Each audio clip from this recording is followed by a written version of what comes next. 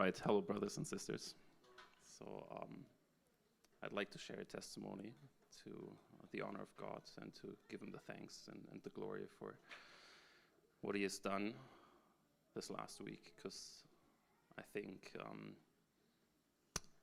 it's been something significant that happened in our lives, and it's still pretty hard to process the events of last week that happened, and to fully understand what really went down. And but I think it's my duty to share this with you guys, and because I know that God has done something really significant in our lives, and I think we really experienced divine intervention, and we're still piecing together all the pieces of evidence and what really happened. So I'll try to share what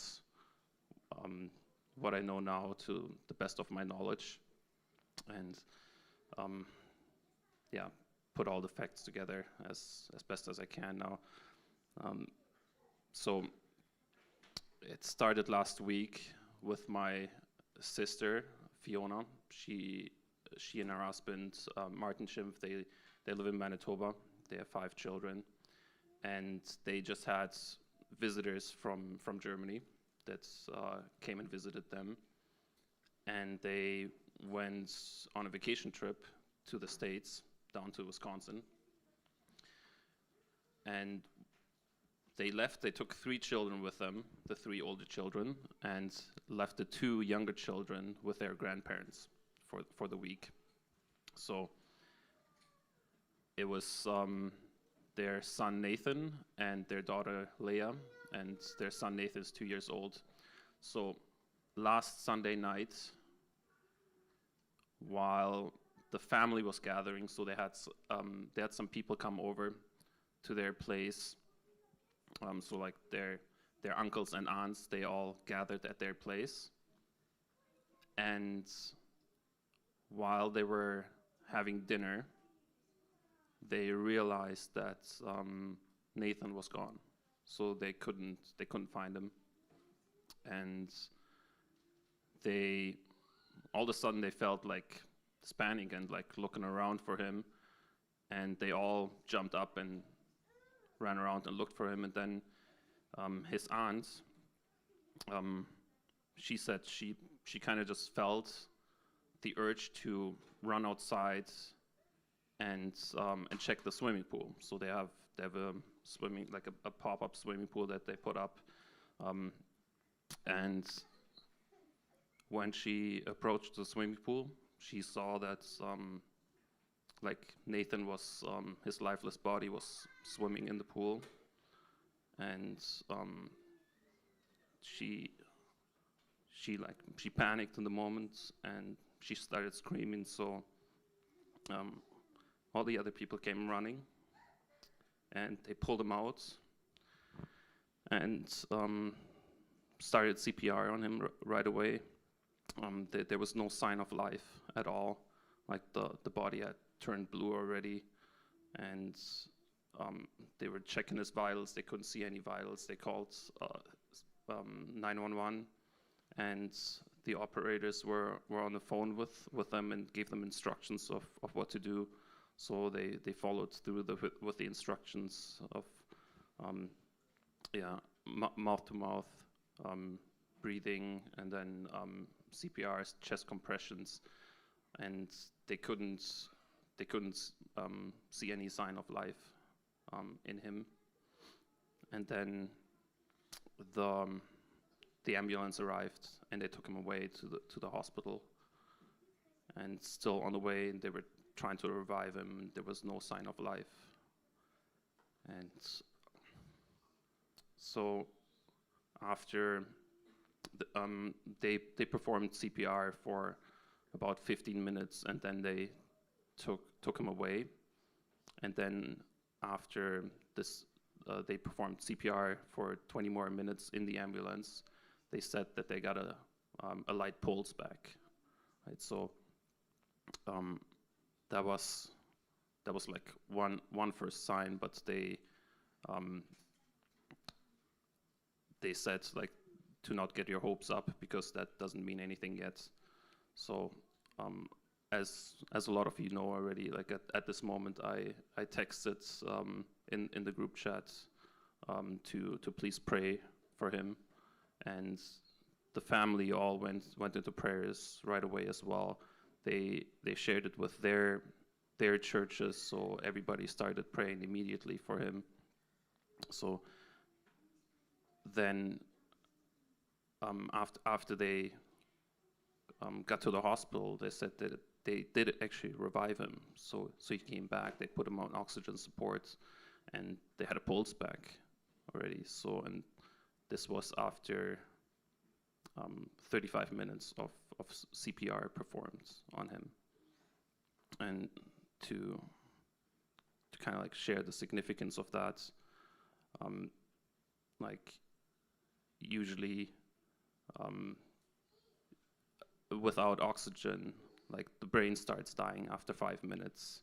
After 10 minutes, about 10 minutes, the brain is dead.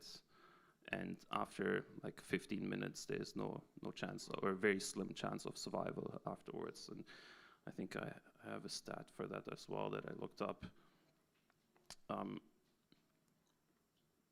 So say that most recent research indicates that it's in most drowning cases, outcomes are bad. So 78% and nearly 47% reach a point of no return from clinical death, and only 4% survive, but will live with health problems.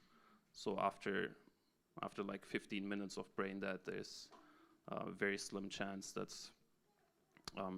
there will be no damage from this event. And yeah, so like only 4% total survive, and the best outcomes of drowning are documented under 6 minutes from an initial submersion. So the risk of death is nearly 100% after 27 minutes of being underwater. So they, after he was in the hospital, they said that he had some broken bones, and he needed to be rushed from. So this is in Morden and New England, so he needed to be rushed to the Winnipeg hospital, to the ICU for intensive care. And they brought him over there, and then they were able to stabilize him. And then my sister, of course, like we were trying to reach her, but she was still in the States, didn't have any service. So when they heard the news, they like jumped into their car and rushed back, and like just drove through the 11 hours all the way back home and straight to the hospital. And then so this was all still Sunday night. Then by Monday morning, they had stabilized him, and they said they don't know the extent of the damage that yet happened. So like that needed to be checked. So they wanted to perform an MRI scan of the brain, and but yeah, they were saying that he came back alive, and now they just have to assess the damage, right? Because with drowning, it's a difficult process, because they can't tell if water got into the lungs. Once water is in the lungs, there's something that's called a dry drowning, or a second death, where within 24 hours you can still subdue to like the consequences of this event. So they were still very concerned about like infection in the lung, and they also said that his kidneys, they're suspecting kidney failure due to the lack of oxygen in his body. And so like the state was still very uncertain about him. And then the next day, they did the MRI scan and they found absolutely no damage on the brain of Nathan, and they couldn't explain that to themselves. Like the doctors, they were baffled by that. They called it a miracle, and they said this is not possible. And yeah, they also with like the broken rib, like the hospital in Winkler said that the ribs were broken, but then they did an X-ray check after he arrived in the hospital in Winnipeg, and they said that the ribs are fine, the kidneys are fine as well.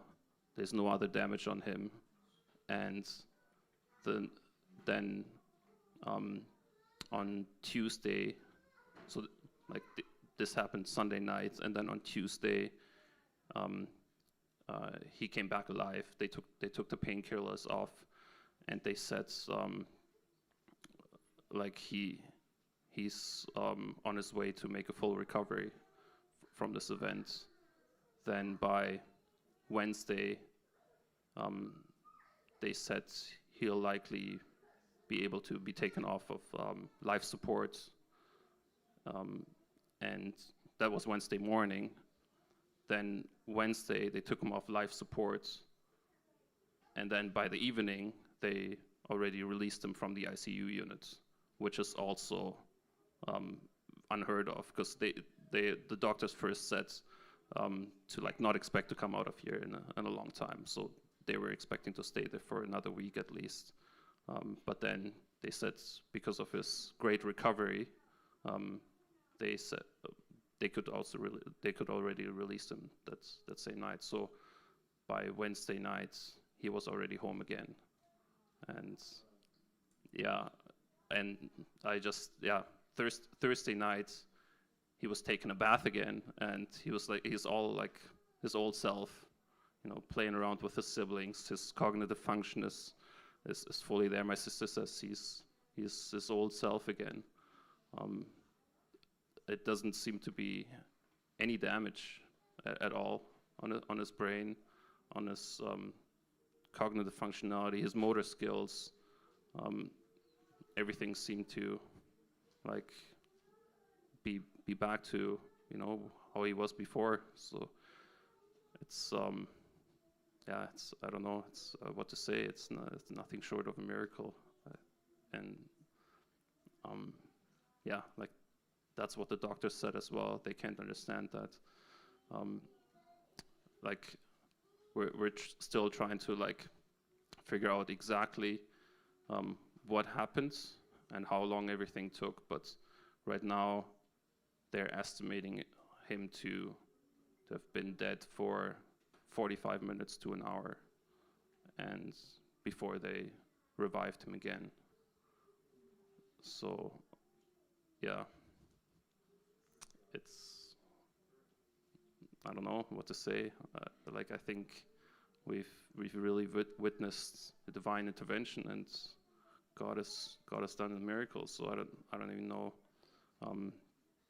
how to process this now. Like I just want to call out that like we know God is alive, and He hears our prayers, and He answers our prayers too, and He's almighty, and He's acting and like interacting and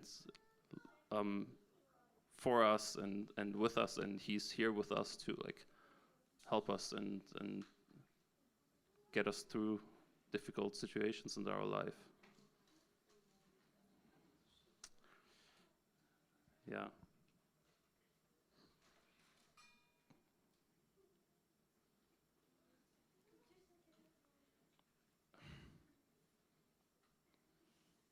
I mean, this is probably one of the most significant godly interventions that I experienced directly in our family. And I don't know what to say. Like this is something that you sometimes hear these stories somewhere that happened, but it happened to us now, and God showed His hand to us directly. And I think it's changed all of our lives from this last week. So thank you all for listening to that. Thank you all for praying. Thank you all for supporting us during that last week. And thank God for being alive and hearing our prayers. Thank you.